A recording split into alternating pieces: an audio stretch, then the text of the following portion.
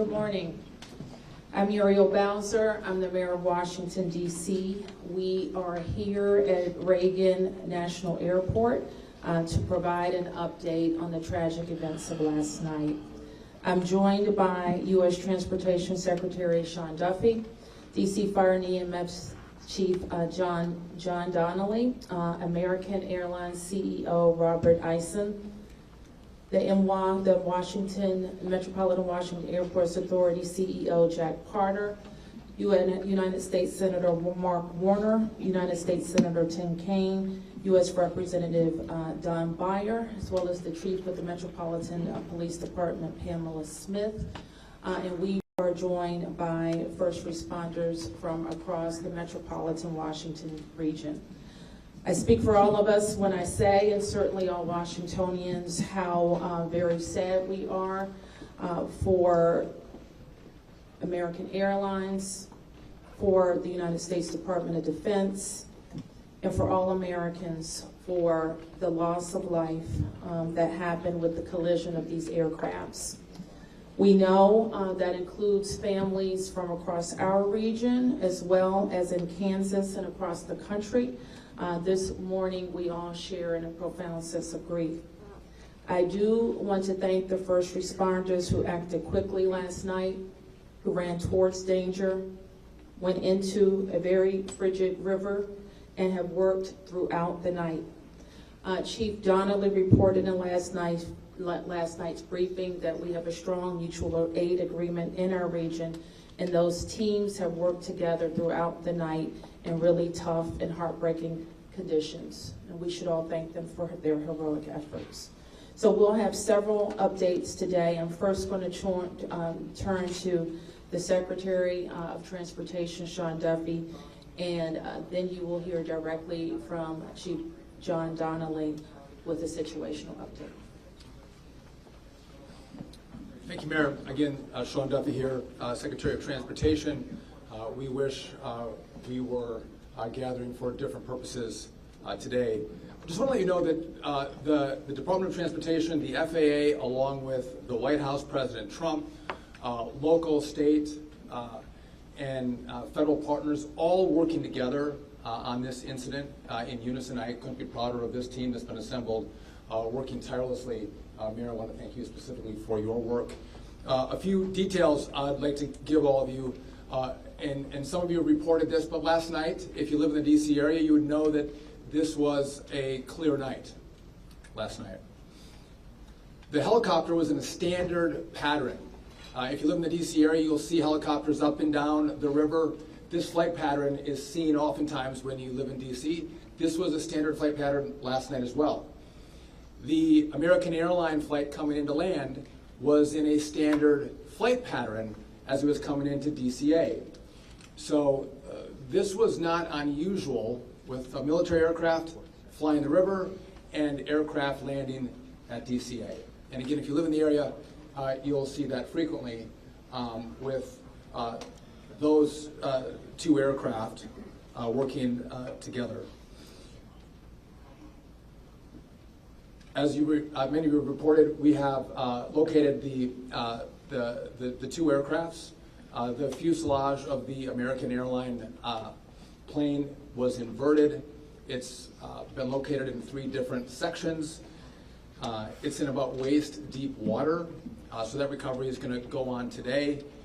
As that recovery takes place of the fuselage of the aircraft, NTSB is going to start to analyze that aircraft, partner with the FAA with all of the information we have to get the best results possible for the American people. I would just say that safety is our expectation.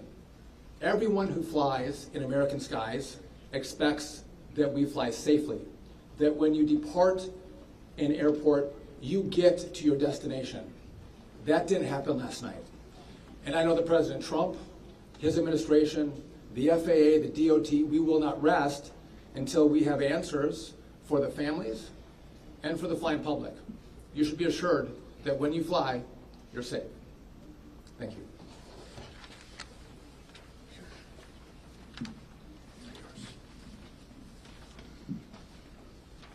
Thank you, Secretary. Thank you, Mayor. I'm joined today with Fire Chief Bonnet from the Metropolitan Washington Airports Authority, and I'm John Donnelly, Chief of the District of Columbia Fire and EMS Department.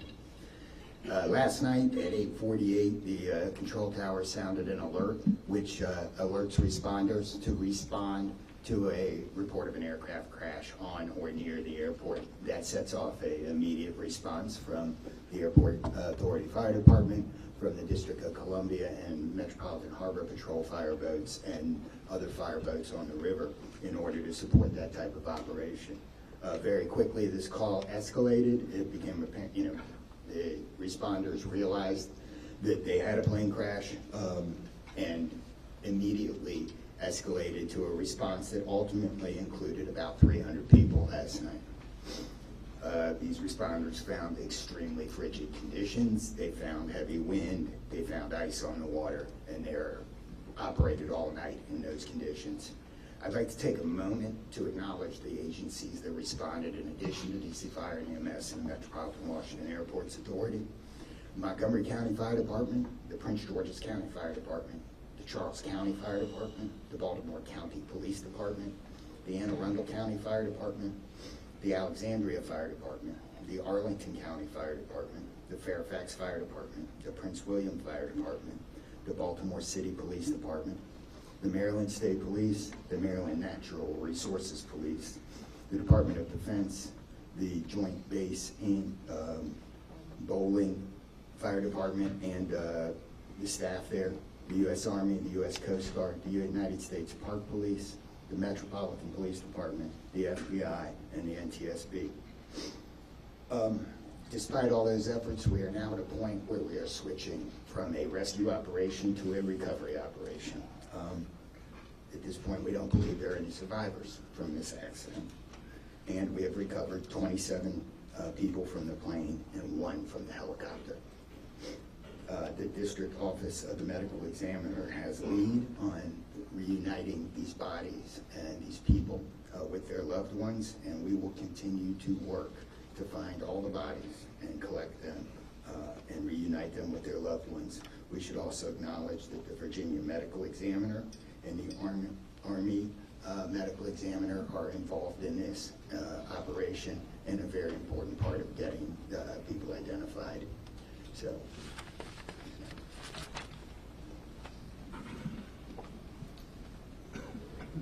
Our hearts are certainly with all of the crew in American Airlines, and we'll hear from CEO Isom.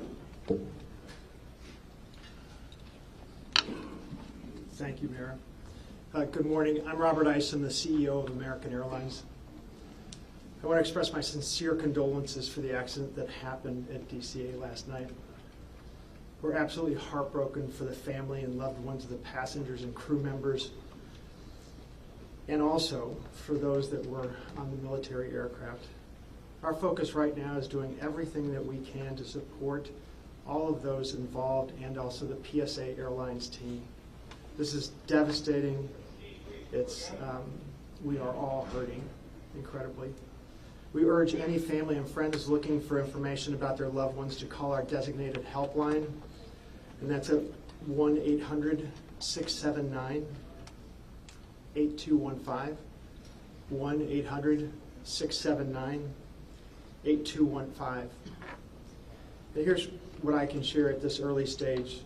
American Eagle Flight 5342, operated by PSA Airlines, traveling from Wichita, Kansas to Reagan National Airport, was involved in an accident just before 9 p.m. local time on final approach into Reagan National. It collided with a military aircraft on an otherwise normal approach. And at this time, we don't know why the military aircraft came into the path of the PSA aircraft. Flight 5342, a CRJ 700, was under the command of 4 crew members.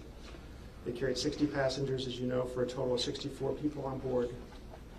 In addition to local resources already here in DC, American Airlines has activated our care team, and that's a group of specialists that are trained to support these types of responses. These team members are on site or arriving soon. And additionally, we have members of our GO team that are on ground here in DC, and they're being deployed with resources to do everything that we can to take care of the needs of the families and the loved ones of the passengers and crew members. And that is our sole focus. And we're so grateful for the first responders. They've been working through the night, courageous efforts. We're actively working with local, state, and federal authorities on emergency response efforts and closely coordinating with PSA Airlines as they cooperate fully with the NTSB on the investigation. I know that there are many questions at this early stage. I just won't be able to answer many, but we'll provide additional information as it comes. Thank you. I want to introduce the Metropolitan Washington Airports Authority CEO, Jack Potter. The authority manages Reagan Washington National and Dulles International. Good morning and thank you, Mayor. First, let me begin by expressing our condolences for all the victims of this flight and for their families. There's a lot of grieving going on, and so we're very sympathetic to that. I want to echo what was said about the first responders.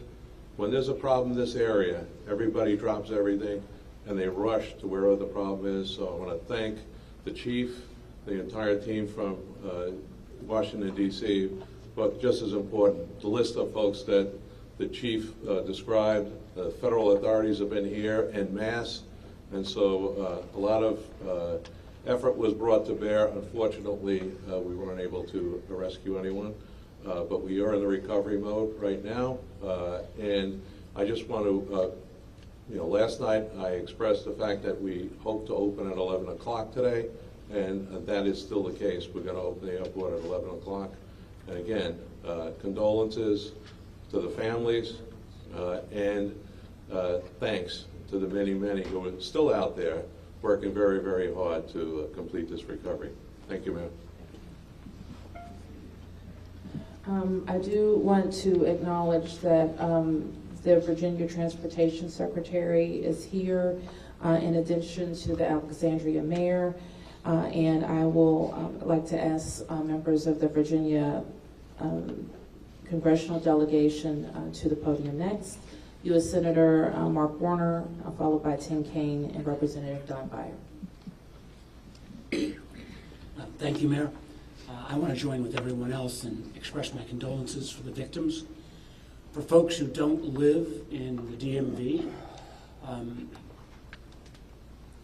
we are made up of a lot of jurisdictions. Reagan Airport's in Virginia. Across the river we have Maryland, obviously the district, but as been indicated by the chief, when tragedy happens, all those distinctions between the various jurisdictions and our federal partners all disappear. And I want to again thank all the first responders. On a personal note, I'll just add that literally I now know I was coming back from the district from a dinner to my home in Old Town Alexandria. And while I did not see the collision, I wondered, I'd never seen this many red lights streaming towards the airport and across the river in Maryland at this time. My phone started blowing up and I realized that this accident had taken place. There'll be a time to figure out, I know NTSB will have a briefing later in the day, but to the victims, our condolences. To the first responders, our thanks. Sorrow, thanks, and questions. So sorrow, as all have expressed, to the crew, to the passengers, to the soldiers, to their families, to their friends, to their loved ones, to people who are still trying to get information and unsure whether their loved ones have been lost. We offer our profound condolences to them and our sorrow for this tragedy. Thanks, I'll echo, Mayor, what you began with. When you see a challenge like this and you see people from so many different agencies, local, state, federal, with different uniforms, different badges, but working in such a coordinated way, even in the midst of a tragedy, it does give you a sense of appreciation and pride in people's willingness to come to the danger and work together. And I started to see that as a local official 30 years ago in Richmond, and definitely have seen it here. And then finally, questions. There are going to be a lot of questions, obviously, a lot of questions. And that's what the NTSB's job is to be an independent investigator of incidents like this. And they are here. We were in dialogue with them earlier today. They've been here since they got the alert, and they will be doing the work and playing lead in answering the many questions that we have. And that's as it should be. It's not a time to speculate. It's a time to investigate and get answers to the questions we need, and I have confidence that will be done. Thank you. Following up on the Senator, I think grief, thanks, and service, with millions and millions of Americans traveling every year, we are all grieving, knowing that it could have been our loved ones, it could have been us. And our hearts go out to all those who have lost folks. In a most partisan place also, I'm really thankful that Democrats and Republicans, people from all over, have come together to try to make sure that people are served. As a local representative, I want the families to know that our office is available to serve you in any way we possibly can through this time of grief and transition and loss. And then also just note that we're deeply grateful for the people who risked their lives last night on a moment's notice and spent the whole night on the river in the ice and the wind, serving us. And then finally, as Senator Kane, Senator Porter noted, after the NTSB investigation, we've got to make sure that at the federal level and with the support of Virginia, Maryland, D.C., we're doing everything we can to make sure this does not happen again.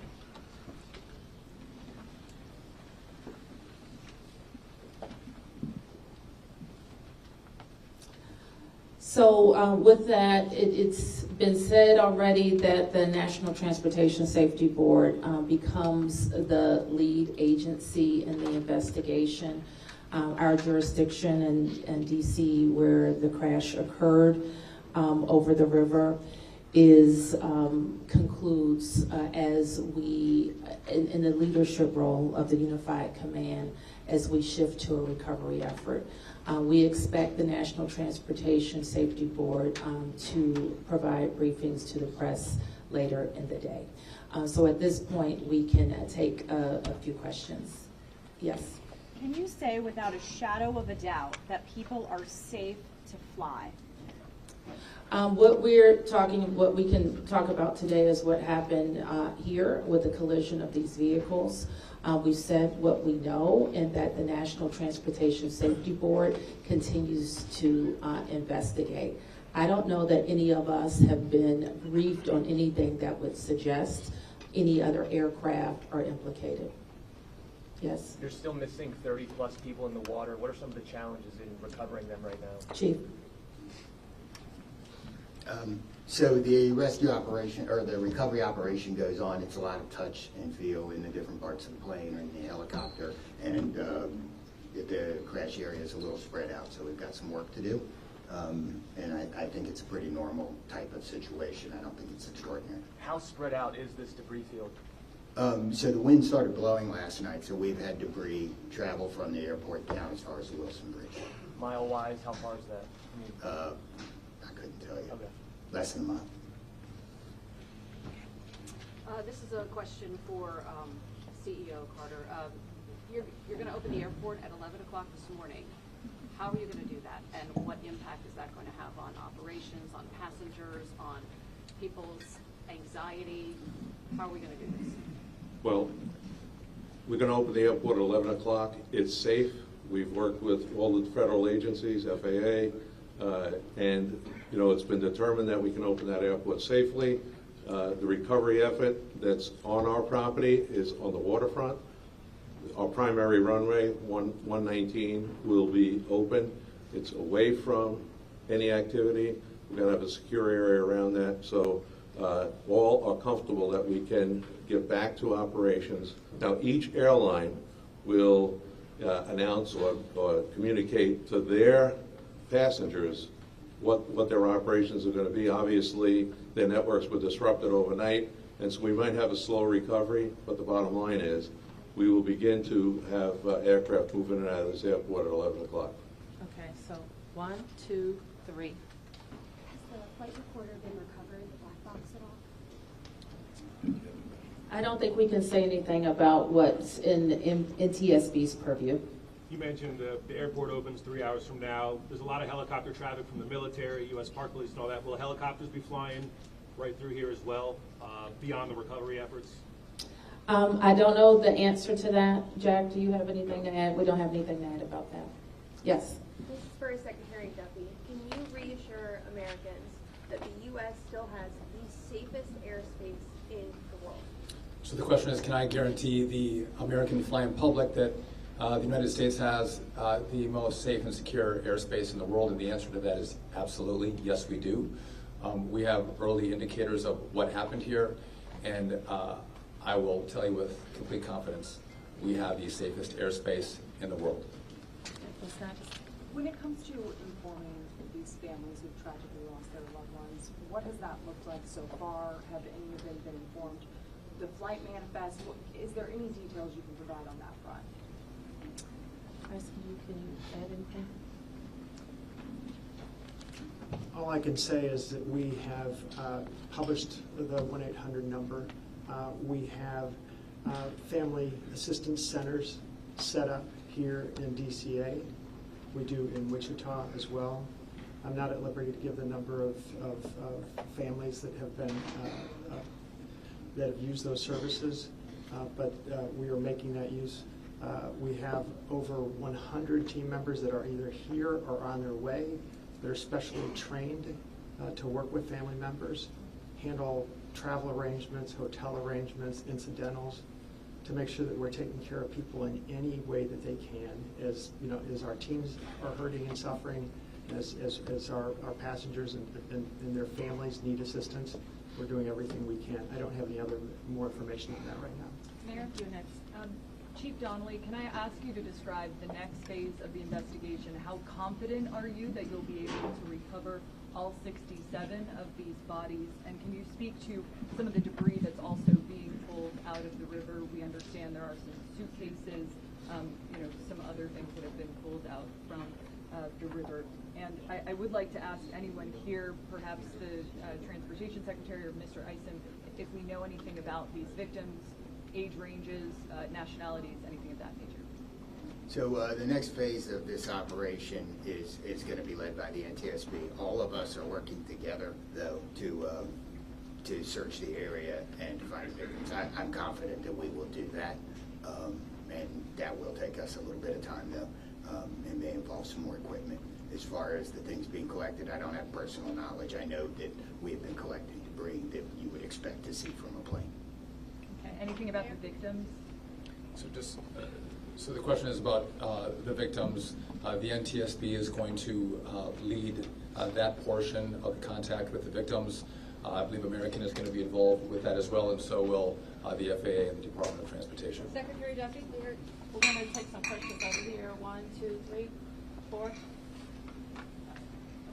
First, Secretary Duffy, the flight path that the helicopter was on, is that a common flight path, and is it normal for helicopters to get clearance to cut across busy push paths?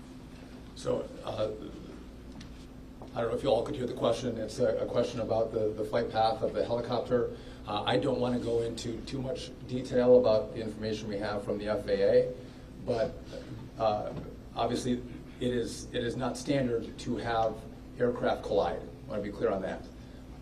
But prior to the collision, the flight paths that were being flown from the military and from American, that was not unusual for what happens in the DC airspace. And as this investigation moves forward, we will be able to provide more information to you about the details of that statement.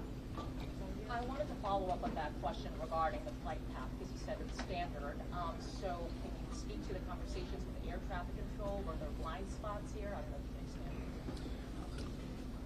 So the question is, were there blind spots with air traffic control? I don't want to make statements about that. I don't need into that answer. But again, I think whether it was air traffic control, whether it was military aircraft, helicopters, or the American flight, everything was standard in the lead up to the crash. Now, obviously, something happened here. You'll get more information and more details as this investigation moves forward. We'll learn what happened. But again, those who live in the DC area, we see military helicopters fly up and down the river. It's a standard path that they fly. They're used to aircraft landing at DCA, and there's a procedure in place because this happens every day. Something went wrong here. I look forward to the time and point when we can give you that information, but I don't want to comment on that right now. Senator Payne and Senator Warner, you all have been, very vocal about your concerns about busy runways here, air traffic. I know it's still early in the investigation. I'm just curious any steps that you all plan to take to address that. We have raised this issue continuously. We've got very busy airspace. I think we will ask questions, but at the appropriate time. But we are in this period right now where families are still being notified. We're trying to figure out what happened. There'll be time for those discussions, I think. Yeah, I just say the same thing. We've been pretty plain about our concerns, but it isn't a good time to speculate right now. We have faith that the NTSB will provide the answers about this. Okay, you look fourth here, and I'm going to take 3 in the middle, and then we're going to have to wrap 1, 2, 3 after this young man. Thank you, appreciate it. Chief, I know I can imagine it must be traumatic for your first responders to have to deal with this. How are they doing right now, and are you all going to be offering any services to help them as they process this? So thank you for the question. Our first responders are resilient people, but yes, this call will be hard for them. Our peer support teams are already engaged with the responders, and we'll be following up on that to make sure that they're okay. But I think the concern is real. Okay. Thank you, Ms. Mayor. What kind of communication was there between the helicopter and the tower, the plane and the tower, and the helicopter and the plane? I don't want to say too much on the communication between the helicopter and the tower and the airline and the tower, but I will say this: there was communication. It was I would say standard communication. So there was not a breakdown, if that's your question, in communication between the military helicopter and the American Airlines flight. There was communication between the aircraft and the tower. Was the plane aware there was a helicopter in the area?